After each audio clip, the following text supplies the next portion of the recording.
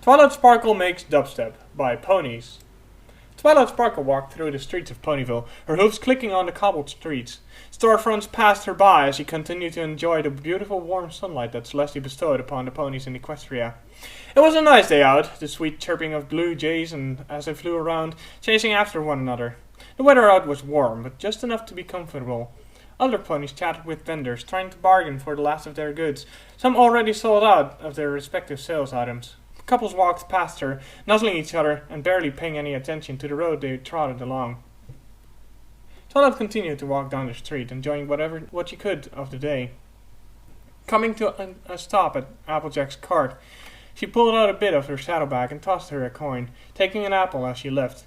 It was a red apple, grown and ripened to perfection. Opening her mouth wide, about to chomp down on the apple, she stopped short of her bite, an unusual noise piercing her ears. A loud but muffled, and also a somewhat dull thumping was ringing through the town square, shaking some vendor carts. Fruits of all kinds began vibrating loose and toppled to the ground. Looking throughout the town square, Twilight noticed that every pony was just getting along as if the sound wasn't there, although some vendors were picking up their fruits. Annoyance slapped on their faces. She stood there dumbfounded, wondering why the other ponies seemed not to care at all about the strange thumping noise that echoed through the walls of the town. She thought of possible reasons on why they wouldn't have cared for the noise, and raising a hoof to her chin, Twilight began to fall into a semi-deep thought about why they wouldn't possibly care. It didn't make much sense or any reason to ignore it, unless it was a sound that they had all become accustomed to it. But why would they be accustomed to such an irritating noise, especially if it made them work a little bit harder to make sure that their sales items didn't fall off the carts? A loud shout and scream burst through her eardrums, followed by the loud screeching of a needle sliding across vinyl on a switchboard. Vinyl scratch. Twilight thought to herself, looking over towards Vinyl's house, whose windows were boarded over in order to keep the inside dark.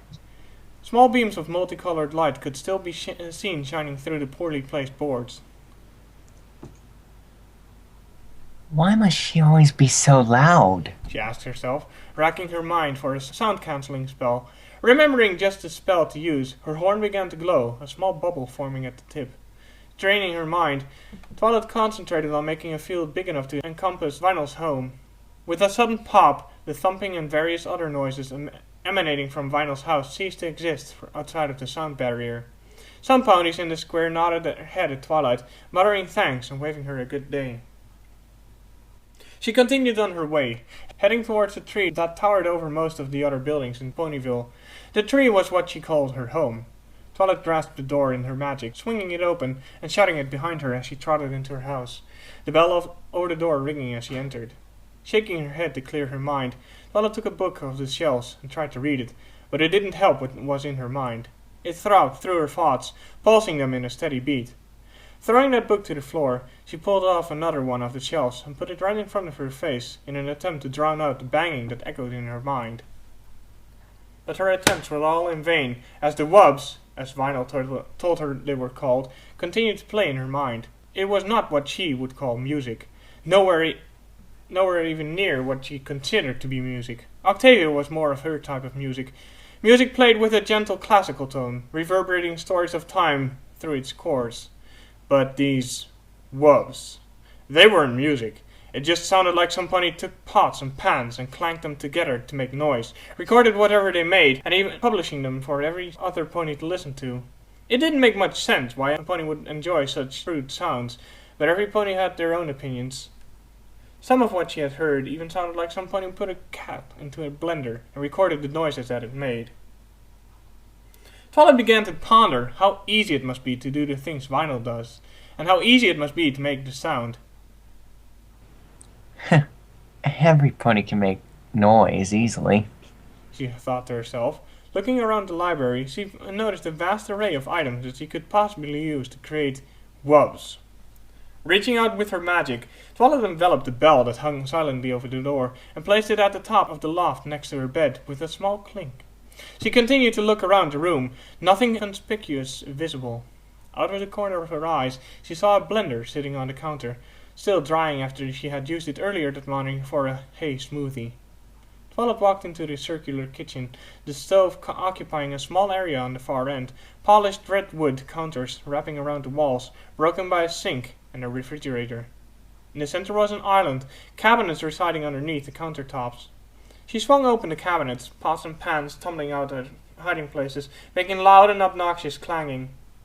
A spark of inspiration lit a fire in Twilight's mind. The pans and the blender became surrounded in a violet aura. Twilight walked back into the center of the library, tossing the pots and pans up into the loft, creating a pile consisting of pots, pans, bells, and a blender. She thought back to what she remembered some of the noises sounded like, but was there any reason to use a living being? Twilight bit her lip and thought it over, a protection spell coming to mind that should hopefully keep any living being safe. With that, she went on with her maniacal plan. Now, where to get a cat? She mumbled under her breath, walking to her door and looking in the direction of Carousel Boutique. Opal. Opal was fast asleep in the small blanket and pillow-filled bed that Rarity had made for her.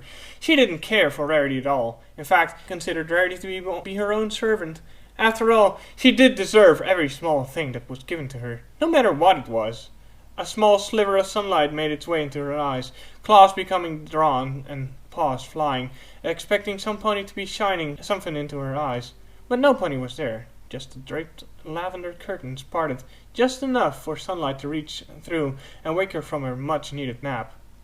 Opal looked towards the door that she was closed behind, knowing Rarity was off in the other room destroying her play balls of yarn for something stupid. Opal glared with malice through the door at Rarity, who she could hear readjust herself from an uncomfortable glare that Opal had directed at her. Opal walked with grace towards the curtains that hung tied by the ribbons on the wall, and raised a paw, and drawing a claw, she took a quick slice at each ribbon, the part in the curtains disappearing. Most light in the room dissipated, leaving Opal to using her cat eyes to navigate through the room. She made her way over to the bed, laying back down, and placing the pillows over her head to drain out the noise Rarity's sewing machines and constantly bickering of imperfect measurements and flaws in her work. The cat fell back into its slumber quickly, where it dreamt of flying through the clouds and watching over all of Ponyville. But this was wrong for Opal, seeing as how she was scared of heights. She looked down into her dream and began to panic. All flight in her body was lost when she was sent fumbling through the air, gaining speed as her body accelerated towards the ground. Opal awoke in a fright in the moments before impact, throwing some pillows off of her body. The first thing she noticed was that she wasn't in her home she had come accustomed to, but she was rather floating through the air in her bed. She looked around to see what ignorant fool would take her from her sleep, and take it from her home for that matter. Turning around, she noticed a purple unicorn with a horn aglow, smiling feebly at her. Opal let out a malicious hiss and swung a paw at Twilight, even though she was too far away to possibly hit. Twilight spoke to her, but she brushed it off, kept swinging at her, each attempt failing. Halfway through her last swing, her mind went dull and black as she lost the connection with reality. I'm sorry, Opal, Twilight told her. but I really need you for an experiment, and I don't want to get scratched by you again. Twilight stood in her loft, staring at her pile of pots, bells, a blender, and an unconscious Opal in a cage. She just stared at the pile, contemplating what she was going to do with this mess. The stairs loomed in front of her, calling for her to toss a pot down. It mocked her, telling her that she wasn't any good at anything if she couldn't even make the music, but something as simple as pots and pans. Taking a look at Opal, her horn began to glow, enveloping Opalessence in her magic, casting the very best protection spell she could muster from her heart. The spell strained Twilight's mind, and she cringed after completing it, a migraine building up inside her head. Opening her eyes to study the work she had completed on Opal, she was surprised with the results. Opal had an eerie red glow about her, giving off a small amount of light as the aura around her pulsed slightly in unison with her breath. Twilight took a mental note of the situation, now that she knew what the spell did to a living being. She took the pots and lined them up at the beginning of the stairs, placing other pots and pans behind those in a queue of what to give a swift kick down the stairs. Placing the blender next to the outlet, as she placed the dual prongs into the socket, a small light coming to life on the blender as electricity flowed through its circuits. Gingerly lifting Opal into her hooves, she took the cat and placed her into the blender as well as she could, shoving her in with all 4 hooves. Once she was in the blender, as far as she could be, Twilight placed the cap on top of Opal and placed a locking spell on it to prevent the cat from escaping the clutches of the blender it would come to dread. A tape recorder flew next to Twilight as she summoned it with her magic.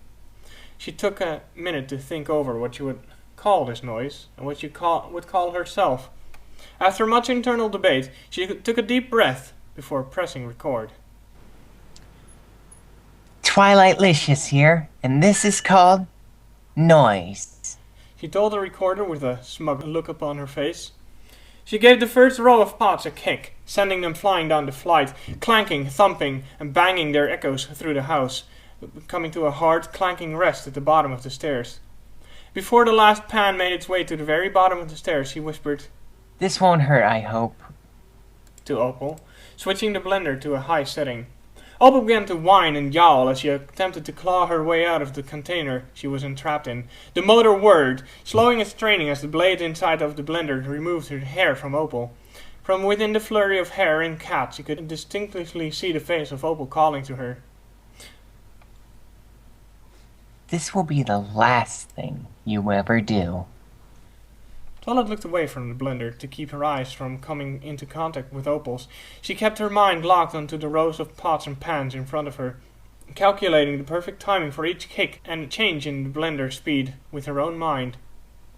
With the timing of the kicks and the blender pauses planned out in her mind, she became enthralled with herself and how easy this was. Some ponies said that the music Vinyl listened to was nothing but noise and that it took no talent to make it. And she proved their assumption was right. She had a very little talent in what she was doing, and this noise sounded exactly like the music that she heard playing from Vinyl's home. Not only was this partially a scientific experiment to determine whether the claims of other ponies were right, but it also gave Twilight the chance to relieve her stress by kicking pots and pans down the stair. Much to her surprise, it was actually rather soothing to be able to kick things, even if they did make such loud noises. Twilight gave another kick to the rows of pots and pans, knocking each one down the stairs one by one, all the while changing the speed of the blender operated at, using every function that was on its control panel. A smile came across Twilight's face when she was becoming pleased with the results of her noise. "It sounds just like Vinyl was playing," she thought to herself, an absolute look of glee falling upon her face. She kicked the last row of pots and pans down the staircase, leaving the blender on a low to give a deeper whirl, even though Opal was still meowing at Twilight to go to hell. Twilight pressed the off button on the blender and pressed stop on the recorder. Opal falling out of the blender, her hair butchered and cut short at random places. She about to rewind it and press play before she noticed the mare sitting over the threshold of the main door. It was Vinyl Scratch. She sat there with her glasses in her hooves and tears flowing from her eyes. Twilight became worried that she had accidentally kicked a pan or pot into Vinyl, possibly injuring her. But this assumption of Twilight became void as Vinyl came to speak from under her tears. That was beautiful." The end.